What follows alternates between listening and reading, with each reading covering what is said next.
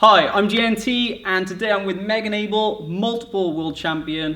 What are you going to take us through today? Today we're going to go through some sword techniques, but we're going to be a little bit more advanced. We're going to do some wrist rolls and some releases.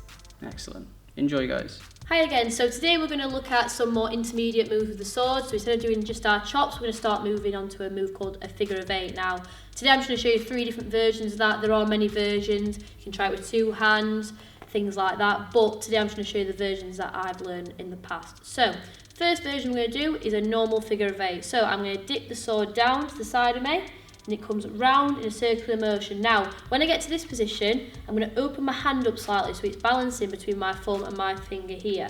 So otherwise, if your hand's closed, it does make you a little bit more stiff when you're doing the technique. Here, if I open my hand up, I've got a lot more range of motion. So I'm going down to the side and round.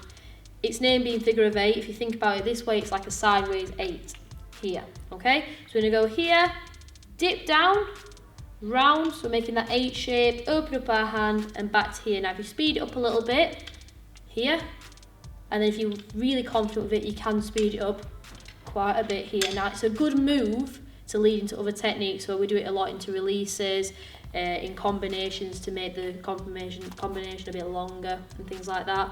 It is a good move to use.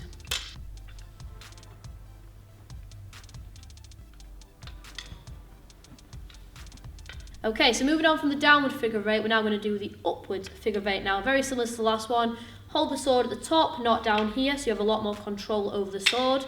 Here, instead of coming down and round, I'm going to bring the sword up and round. Again, it's that little bit like an 8, comes up and round. Now, remember your wrist, if you're here, it's a lot harder. If we open the hand up a little bit and relax into it, we've got a lot more motion here.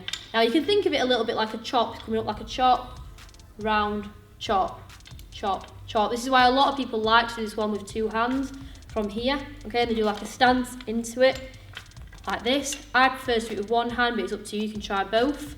So think of it up, chop, round, chop. And then if you get a little bit of speed into it, that is the next version of a figure of 8.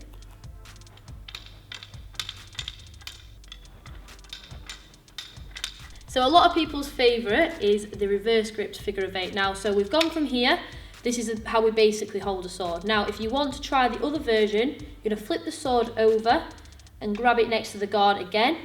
Now, from here, as you can see, how I'm holding the sword when I'm doing chops is completely different. Okay, so it being like this, it's over more. So we're going to do it from here. All I'm going to do is the exact same as the first figure of 8, but obviously holding it in this way. So actually, the handle is the thing that's dipping down first, like this. Now, you can get quite a lot of speed on this one. Okay, remember not to hold it too close to you because you don't want to end up getting injured and hitting yourself.